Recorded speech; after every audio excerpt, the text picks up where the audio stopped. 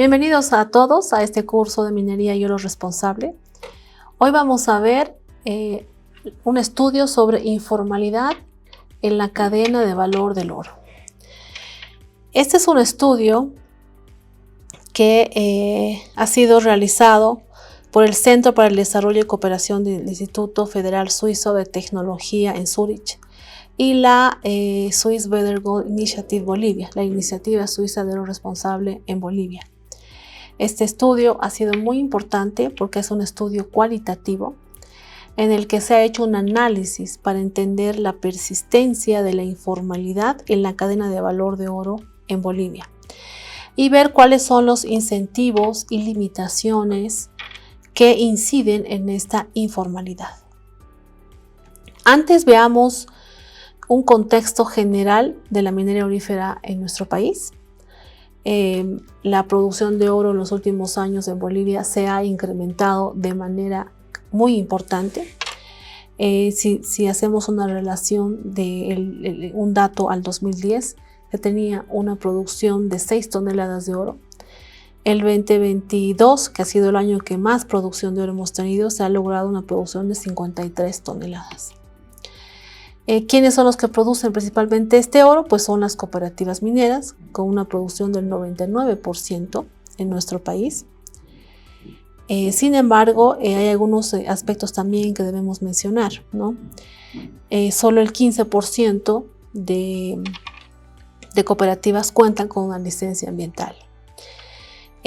También otro dato interesante es que el 70% de las cooperativas son auríferas. El oro en nuestro país es exportado como oro metálico, a diferencia de otros minerales que principalmente se exportan como concentrado, a diferencia del estaño también. El oro es exportado como metálico el 99%. Y el 2023 y el 2022 han sido el primer producto con mayor valor exportado. Existen cerca a 40 comercializadoras. De estas, un número cercano a 10 exportan más del 90% del oro de Bolivia. El 75% del oro exportado tiene como destino la India, 17% Emiratos Árabes Unidos, esto al año 2023. Y claro, cabe mencionar que en el año 2024 la exportación de oro en nuestro país se ha reducido drásticamente, casi a la mitad, debido a las medidas que ha implementado el Banco Central para la compra de oro, para el incremento de las reservas nacionales, ¿no? Entonces, gran parte del oro de Bolivia ya no es exportado, sino que se queda, es comercializado en el mercado interno al Banco Central y también a través de EPCOR. Ese es un dato importante, ¿no? También veamos cómo es que se da la comercialización de oro en Bolivia. Tenemos principalmente, ustedes pueden ver los colores verde y el color azul. Podemos ver que el color verde hemos identificado con estos colores a la primera, digamos, fase de la cadena y con el color celeste a la fase final de la cadena, ¿no? ¿Quiénes son los productores? Principalmente de dónde procede el oro. Podemos ver que el oro puede proceder también de terceros países, como ha ocurrido que hay oro importado, por ejemplo, de Perú u otros países, que es importado de manera ilegal, ¿no? Por contrabando, y luego se ha exportado también como si fuera un mineral de Bolivia. También tenemos obviamente los productores de oro en nuestro país, que pueden ser empresas privadas en menor proporción, las cooperativas mineras, barranquilleros, comunarios, ¿no? En los lugares donde hay producción del oro, agromineros. Tenemos a los intermediarios. ¿Y quiénes son los intermediarios? Pues son los rescatadores de oro. Pueden ser también tiendas de comunidades, ¿no? Que están comprando oro, rescatando. O también en cualquier lugar de La Paz ustedes pueden ver hay lugares que dicen compro oro, ¿no? Estos son los intermediarios, no son productores. Y también empresas constituidas legalmente, que son las comercializadoras. Y después tenemos en la cadena a los exportadores, ¿no? Que son empresas principalmente privadas, legalmente constituidas. No tenemos oro que sea exportado directamente por cooperativas en nuestro país. Los exportadores principalmente son empresas privadas, son comercializadoras. También tenemos en los exportadores a personas unipersonales que exportan el oro. Tenemos el Banco Central, ¿no?, que está actualmente, y EPCORO, que están actualmente comprando el oro producido de Bolivia. Y también tenemos en esta cadena final a los compradores finales, que serían terceros países a donde llega el oro de Bolivia, que como son la India, Emiratos Árabes Unidos, ¿no? Entonces, esa es la cadena, ¿no? Desde productores, intermediarios y exportadores. Y también juega un papel importante el Banco Central como comprador de oro y EPCORO, ¿no? La relación es muy compleja y podemos ver en la siguiente lámina cómo es la cadena de valor, ¿no?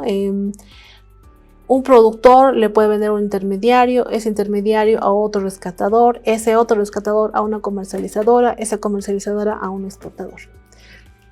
O también antes de, puede ser parte de su producción al Banco Central y otra parte a exportación, ¿no? Es una cadena bastante compleja donde tenemos muchos actores. El oro puede pasar por muchas manos antes de llegar a su comprador final, es decir, salir del país, porque después de aquello pues también el comprador lo puede vender a una refinería, ¿no es cierto? Entonces la cadena de valor del oro y la cadena de comercialización es bastante compleja. Tenemos, como les decía, muchos actores, entre los que producen y los intermediarios. Y justamente un aspecto importante de cómo varía esto nos muestra el hecho de que son las cooperativas las que producen, pero al final los que exportan el oro son comercializadoras que no son los propios productores, ¿no? Y en todo este proceso de comercialización, obviamente, a pesar de que es muy complejo, existen controles que los desarrolla el Servicio Nacional de Control de la Comercialización de Minerales, el SENARICOM, que tiene dos mecanismos para el control, ¿no? El control de la comercialización interna a través del formulario M02 y el control de la comercialización externa a través del formulario M03. Podríamos decir que con estos mecanismos de control, donde se debe presentar el origen del mineral, el derecho minero, para que se evidencie que ese mineral tiene una procedencia legal y que al final para la exportación también se cumplen muchos requisitos y se hace un control del pago de la regalía, podríamos creer que con estos dos instrumentos es muy transparente la cadena de comercialización del oro, pero no es así. Como les había mostrado en el diseño gráfico, tenemos una cadena de comercialización bastante compleja y los controles son muy insuficientes, ¿no? Se evaden muchos controles y es por eso también que tenemos bastante ilegalidad e informalidad en la cadena de valor del oro, ¿no? Mucho del oro que se produce de manera ilegal termina formalizándose justamente en el proceso de comercialización del oro, por lo que les decía, que pasa por muchas manos, ¿no? No es que el oro llega del productor al exportador, hay mucha intermediación. Y una de las preguntas es, ¿por qué los productores, en este caso cooperativas mineras, no son las que terminan exportando finalmente ese oro, ¿no? Porque también sabemos que existen muchos costos asociados al proceso de comercialización, ¿no? Pero en algún momento, por ejemplo, en el año 2009, 2015, 2017, han habido experiencias apoyadas por cooperación de cooperativas mineras que han logrado exportar su oro cumpliendo con criterios de sostenibilidad, porque esos también son elementos importantes, ¿no? Con criterios de minería responsable. Por ejemplo, hemos tenido la cooperativa minera Cotapata, que ha sido certificada, es decir, que ha cumplido estos criterios de minería responsable y ha exportado en 2 ocasiones. La cooperativa 15 de agosto también ha logrado exportar su oro, la cooperativa Yani también ha sido certificada, pero todas estas cooperativas, como ustedes van a poder ver en las láminas, pues han perdido la certificación. Y esto se debe a que hay costos asociados a mantener una certificación, pero además al tema tributario, al tema de cumplir varios requisitos de exportación. No es sencilla la exportación, se requiere también tener asesoramiento, conocimiento en este tema. Por eso es que ustedes van a poder ver ahí, por ejemplo, cada una de las razones por las cuales las cooperativas han mencionado que es mejor vender el oro al mercado interno, también por el hecho de que la mayoría de las cooperativas auríferas, a diferencia de la minería tradicional, no centralizan la producción del oro, sino que hay una distribución para que cada asociado venda el oro por cuenta propia. Eso también dificulta el mecanismo de exportación único. El hecho de que las comercializadoras hagan un pago inmediato y en efectivo, sea rápido y ágil, también es otra de las razones, ¿no? Y el hecho de tener que cumplir muchos requisitos y mayores controles también, ¿no? Por eso es que ha sido muy importante analizar justamente cuáles son los elementos en cada una de las fases de la cadena que hacen que la informalidad en la comercialización sea persistente y cada vez que crecen operadores y la informalidad también crece en el sector aurífero. Se ha hecho un análisis de los 3 actores, de la fase inicial, es decir, los productores, de la fase intermedia, los intermediarios, los catadores, y de la fase final, que serían los exportadores.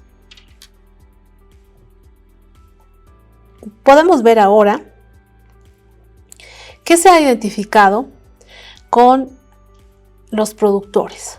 ¿Cuál ha sido ese análisis dentro de este análisis de lo que es la informalidad en la cadena de valor del oro?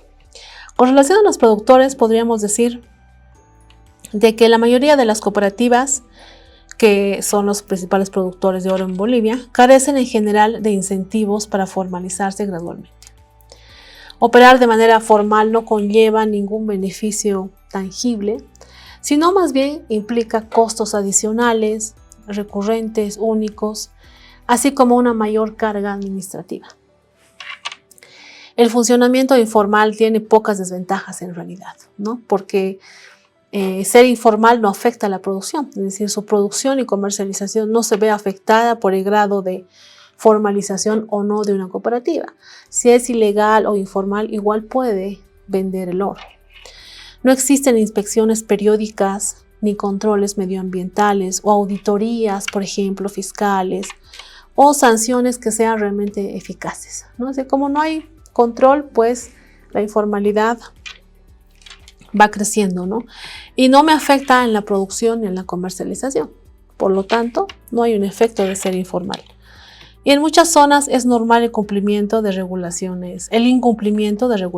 legales. Es decir, se ha convertido en una norma más bien que haya una informalidad en la compra del oro, ¿no? En la fase de la cadena de rescatadores que podemos ver, en la fase de rescatadores, en realidad, actualmente en nuestro marco legal, la comercialización intermedia no está regulada. Es decir, nosotros tenemos los actores que son titulares de derechos mineros que pueden vender su oro y tenemos los compradores que deben ser también legales. Pero en nuestra norma no se contempla, por ejemplo, los intermediarios. No se ha regulado cómo trabajar con los intermediarios. Podríamos decir que los intermediarios actúan de manera básicamente ilegal, ¿no? Porque son los rescatadores de oro. Entonces, a pesar de su carácter informal, los rescatistas de oro y los comerciantes intermediarios asumen una función crucial en el sector del oro en Bolivia, ya que son proveedores de logística y agentes minoristas. Ustedes pueden ver esa imagen, por ejemplo, de una tiendita en una comunidad que dice compro oro, ¿no? Este tipo de negocios pues operan abiertamente y sin ningún obstáculo. Es decir, la señora, por ejemplo, que vende oro en esa tiendita, no va a pedir el formulario MC2 del Sendarecom, ni le va a pedir el derecho minero a quien vaya a venderle. Es decir, el comercio es bastante informal. Esa informalidad del nivel intermedio hace obviamente que la trazabilidad de la cadena de suministro y la debida diligencia sean casi imposibles. Es decir, no se conoce la trazabilidad, es conocer exactamente por dónde ha pasado y cuál es el camino que ha recorrido el oro desde su origen hasta el final, ¿no? Hasta su destino. Pero eso se pierde, es casi imposible tener conocimiento de la trazabilidad, hacer una trazabilidad de ese oro, ¿no? Y de hecho, esta informalidad del grupo de intermediarios incentiva a exportadores a falsear el origen y procedencia de las ventas de oro, ¿no? De hecho, un exportador, si esta señora de la comunidad le va a terminar vendiendo a un exportador y ha comprado de varios lugares, entonces pues la comercializadora que vaya a comprarles tendrá que incluso a veces verse obligado a falsear el origen del mineral, porque va a ser muy difícil justamente identificar la procedencia específica del oro que llega hasta su comercializadora, ¿no? En esta fase el oro ilegal obviamente puede mimetizarse con el oro de procedencia legal muy fácilmente. Y finalmente en la cadena de exportadores, ¿no? Si bien se constituyen en operadores formales, al ser el eslabón formalizado al final de la cadena de valor, que es mayoritariamente informal, pues terminan contribuyendo a la informalidad, porque están comprando oro de procedencia ilegal, ¿no? Están situados en el cuello de botella porque es en este momento de la exportación donde entra en vigor todo el control, ¿no? Al momento de exportar se solicita pago de regalías, derecho minero, ¿no es cierto?, documentos de ensayo del mineral, del origen, la procedencia.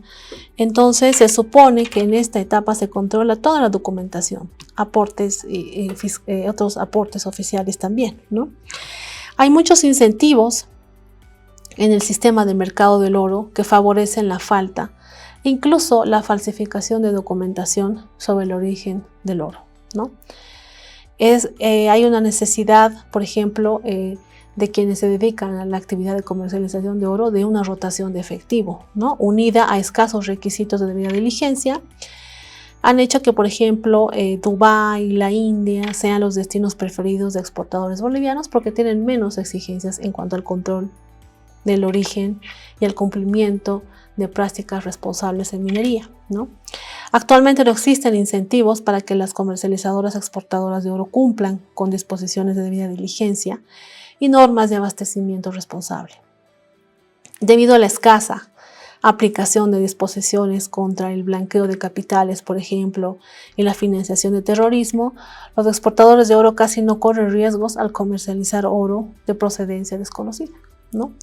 Esa ausencia de control también de estas medidas y de trazabilidad obviamente aporta mucho a este elemento, ¿no? En esta lámina ustedes van a poder ver una matriz de formalización de actores de la cadena de valor de oro. En esta matriz vamos a poder ver a los productores que principalmente están en el grupo de informalidad, a los intermediarios casi en la ilegalidad porque son operadores que no están regulados y funcionan de manera casi ilegal, y finalmente a los exportadores de oro, comercializadores finales, que son generalmente formales, porque toda empresa exportadora obviamente debe cumplir con todos los requisitos, ser legal, estar constituido, tener todos los requisitos y documentos legales de constitución para una exportación. Entonces es así como se diferencia la cadena de informalidad en la comercialización del oro. Sobre esto, ¿cuáles pueden ser algunas conclusiones y recomendaciones, ¿no? Primero es importante saber qué es lo que explica la persistencia de la informalidad. ¿Por qué hay tanta informalidad, ¿no? Primero porque por el espectro de la formalidad y la informalidad en la MAPE. Un operador ingresa a hacer actividad aurífera y va a copiar la informalidad de otros actores, no va a ser el único formal, ¿no es cierto? Los requisitos de formalización que se imponen a lo largo de la cadena de valor que pueden ser complejos de cumplir. y los cálculos de costo-beneficio, ¿no? Que implica el cumplimiento de estos requisitos, pero además de las exigencias que se requiere, ¿no? El hecho de los riesgos también de actores mineros con respecto a la formalización, ¿no? Mayores controles, ¿no? Pagos de impuestos y otros elementos, ¿no? Y también, de hecho, la ausencia de incentivo, es decir, ser informal o ser formal no hay mucha diferencia. Si hubieran incentivos claves para ser formal, seguramente muchos apostarían a la formalidad, ¿no? Que es una de las recomendaciones. Tenemos básicamente 3 recomendaciones. Es importante la formalización de productores artesanales y de actores intermedios. Es decir, entre los productores artesanales tenemos, por ejemplo, a los barranquilleros, ¿no? Que es un sector que tampoco están reconocidos porque no son titulares de derechos mineros, ¿no? No son ellos los que detentan en la titularidad de un área minera. Puede ser una cooperativa y ellos entran en algún periodo autorizados por la cooperativa a sacar oro. Entonces ellos no están regulados. Entonces este oro es legal, es ilegal, es uno de los elementos que deben regularse, ¿no? Mientras no los regulemos, pues vamos a seguir manejando una cadena de informalidad. También la formalización de los rescatadores. Es decir, si va a haber una señora que tiene su tienda y va a comprar oro, debería cumplir ciertos requisitos también. O buscar mecanismos de control, de asociación para un registro de estos operadores intermediarios que no se los conoce. Es decir, cualquier intento de formalizar el sector, por ejemplo, de cooperativas, mineras de oro, para mejorar la trazabilidad, la vida diligencia y la cadena de suministro, incluye la regulación y la formalización de los actores del nivel intermedio, lo cual es realmente clave, ¿no? Conceder el derecho legal a vender formalmente en el mercado nacional, ¿no? O su total prohibición. Un segundo elemento de recomendación es establecer estructuras de incentivos a los actores a favor de la formalización. La falta de infraestructura institucional para hacer presencia en distritos mineros, por ejemplo, debe compensarse con un fuerte marco de incentivos. Si no hay incentivos, pues va a ser muy difícil que haya una decisión propia de formalización, ¿no? Y que también haya sanciones duras, ¿no? Que se penaliza la informalidad y el incumplimiento. Se incentive la formalización y haya sanciones duras también a quienes son informales e ilegales. El tema, por ejemplo, de la reducción de costos, de procesos, la simplificación de trámites en obtención de derechos mineros y licencias ambientales es un tema crucial. Resolver el tema impositivo también, ¿no? Que hoy en día se tiene un problema impositivo con el sector de las cooperativas y que sea adaptado a la realidad del sector para reducir la evasión fiscal en origen, ¿no? Esto puede ser un incentivo importante.